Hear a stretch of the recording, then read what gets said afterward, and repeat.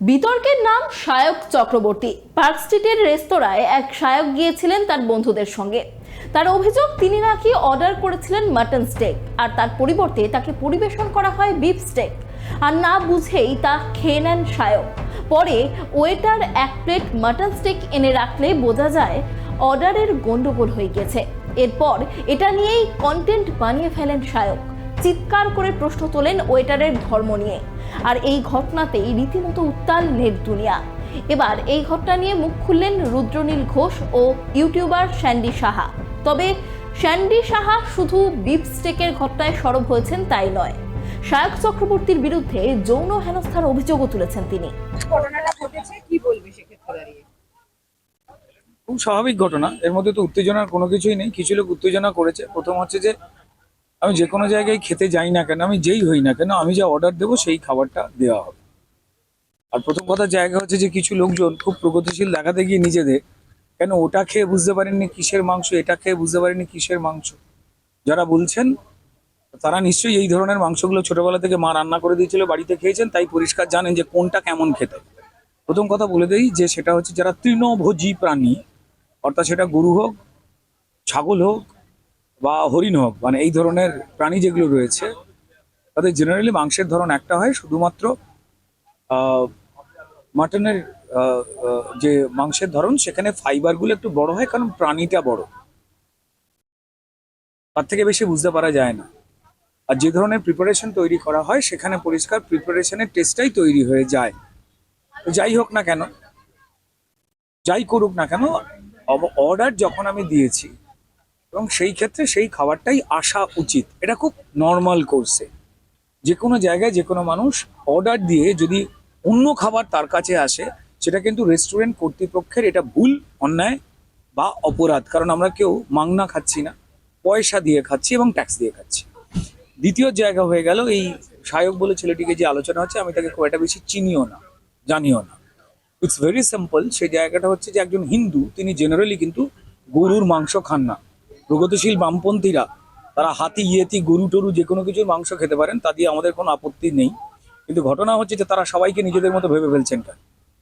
যেমন একজন মুসলমান সম্প্রদায়ের মানুষ, তাকে কেউ কোনো হিন্দু ওয়েটার সে শুয়োরের মাংস পরিবেশন করতে গিয়ে তাকে থতমত খেতে হবে এবং তাকে ভাবতে হবে যে এটা কি ঠিক হচ্ছে, কারণ ধর্মীয় ভাবাবেগে একটা আঘাত আসে। ঠিক তেমনই যারা হিন্দু মানুষ রয়েছেন, প্রগতিশীলতার মিথ্যে নাটক, সেকুলারিত্বের মিথ্যে নাটক, যে শয়তানিগুলো চলে তার বাইরে গিয়ে যদি বলতে হয়, তাহলে একজন হিন্দুকে যদি কেউ গরুর মাংস নিয়েও আসেন, তাকে একটু জানা উচিত যে এটা বিফ, এটা কি আপনি খাবেন। এটা জেনারেল একটা জেস্টার। তবে যেটা হয়, এটা যেটা সব থেকে বেশি চমকিত করেছে, পুরো লেফট একটা ইকোসিস্টেম তারা এমনি এমনি তো শূন্য হয়ে যায়নি। তার সব থেকে বড় কারণটা হচ্ছে তারা সমাজ কিভাবে চলছে নিজেদের মতো ডিকটেট করতে চায়। আমি জানি না তারা রবিবার দিন গরুর মাংস তার বাড়িতে এসে সিঁদুর পরা মাকে, শাঁখা পরা মাকে দিয়ে বলে কষে রাঁধো কিনা, আমি জানি না, তাদের ব্যাপার, তাদের ইচ্ছা। কিন্তু ভয়ঙ্কর হচ্ছে এই ছেলেটি, তার চরিত্র কেমন, সে কফুট, তার চুল কেমন, অমুক তমুক আলোচনা শুরু হয়ে ছেলেটাকে কোণঠাসা করা শুরু হয়ে গেল ওই দোষটাকে লুকোবার জন্য। This is not done. তিনি ভালো মানুষ হোক, মন্দ মানুষ হোক, তিনি বাড়িতে থাকুক, ফ্ল্যাটে থাকুক, কুঁড়ে ঘরে থাকুক, তিনি একটা খাবার অর্ডার করেছেন, তার পরিবর্তে একটা অন্য খাবার এসেছে, তিনি একজন হিন্দু ছেলে, সেখানে হিন্দু ধর্মের ভাবাবেগে গরুর মাংস খাওয়াটা রেওয়াজ নেই, নিয়ম নেই, আবার ভাবাবেগে আঘাত হয়। তাই পরিষ্কার, যদি কেউ পরিবেশন করবার আগে তাকে জিজ্ঞেস করে নেওয়া উচিত। ঠিক তেমন ভাবে যদি কোনো মুসলমান কাস্টমার আসতো এবং তাকে যদি কোনো শুয়োরের মাংস বা এই ধরনের মাংস যা তাদের ভাবাবেগে আঘাত দেয়, সেটা দেবার আগে কিন্তু জিজ্ঞেস করে নেওয়াটা জায়গা দরকার ছিল। এই ক্ষেত্রে হোটেল কর্তৃপক্ষ তারা নিজেরা ক্ষমা স্বীকার করেছেন, আমরা স্পষ্টত দেখতে পেয়েছি। অফিসিয়াল ক্ষমা স্বীকার তারা করেছেন যে মারাত্মক অপরাধ কিন্তু অনিচ্ছাকৃত, তার মানে এই ঘটনাটা ঘটেছে। তো সুতরাং এটাকে নিয়ে হঠাৎ করে এই দোষটাকে আড়াল করতে গিয়ে, আমি জানি না প্রত্যেকেই স্টেক হোল্ডার কিনা অলিভাবে, আমি জানি না। অলিভাবে আমরা বিভিন্ন বন্ধু বান্ধব গেছি, খাওয়া দাওয়া করেছি, কখনো ভুল হয়নি। আমার নিজে যেটা মনে হয় যে এই প্রবলেমটা কর্তৃপক্ষের, কিন্তু যে ওয়েটার খাবারটা দিয়েছেন তাকে জেলে পুরে দেওয়াটা, এটা মমতা বন্দ্যোপাধ্যায় ঠিক হয়নি।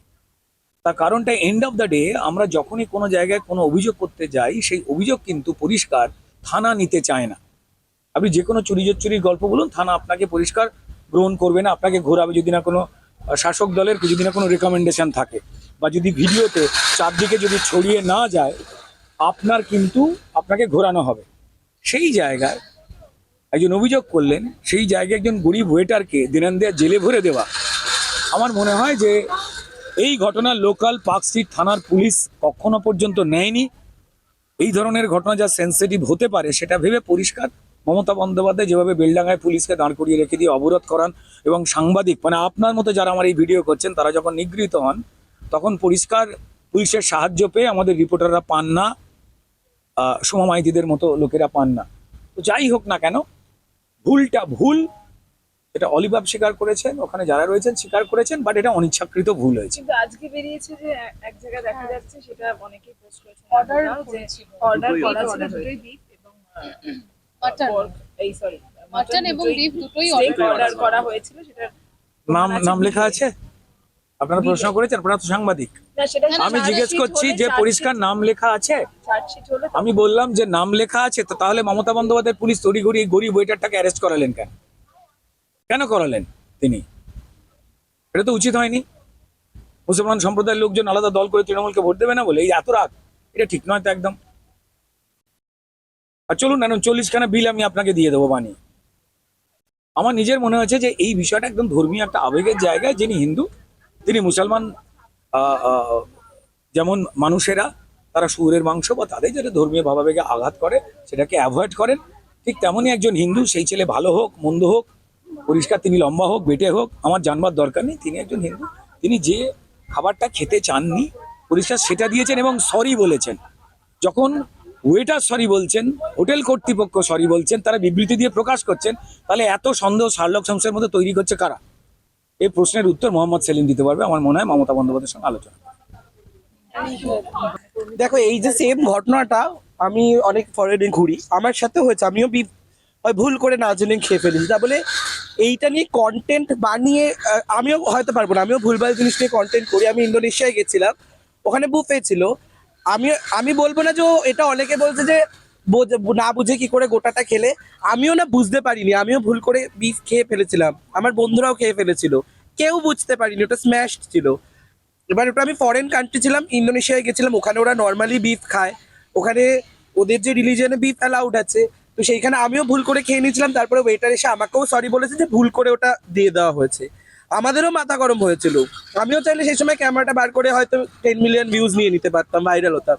কিন্তু আমার মনে হয়েছে না, ইন্ডিয়ার মতো পশ্চিমবঙ্গের মতো জায়গায় থেকে এই হিন্দু মুসলিম নিয়ে যেখানে এত দাঙ্গা হাঙ্গামা হচ্ছে, বাংলাদেশেও অনেক ঘটনা ঘটছে, সেই সেন্সিটিভ ইস্যু নিয়ে আমি কোনো কন্টেন্ট বানাতে চাইনি রীতিমতো ভিউজের জন্য আর ফেমের জন্য।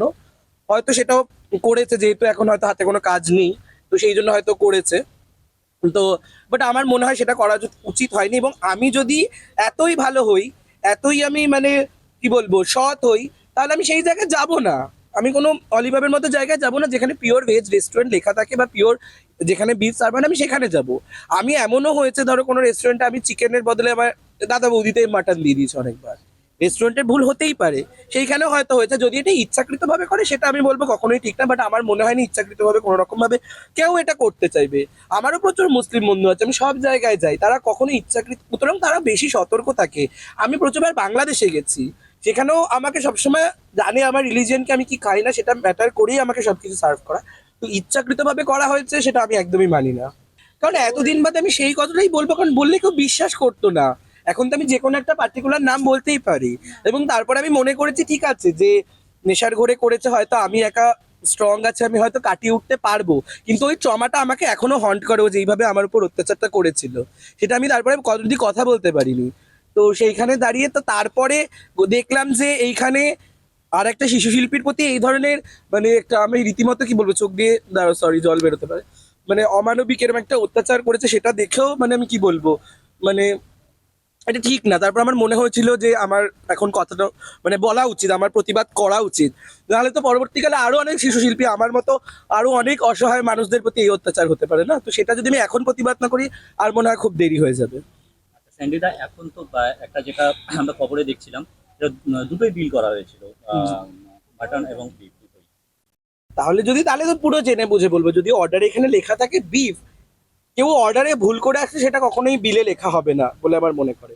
তো সেখানে যদি জেনে বুঝে করা থাকে, তাহলে এটা পিওর ভিউজের জন্য এবং ফেমের জন্য করা হয়েছে বলে আমার মনে হয়, এবং যেটা অত্যন্ত নিন্দনীয় যদি শুধুমাত্র জেনে বুঝে একটা ওয়েটারকে ফাঁসানো হয়। স্যান্ডি তুমি কি লিগ্যাল স্টেপ নেবে ভাবছো এবার?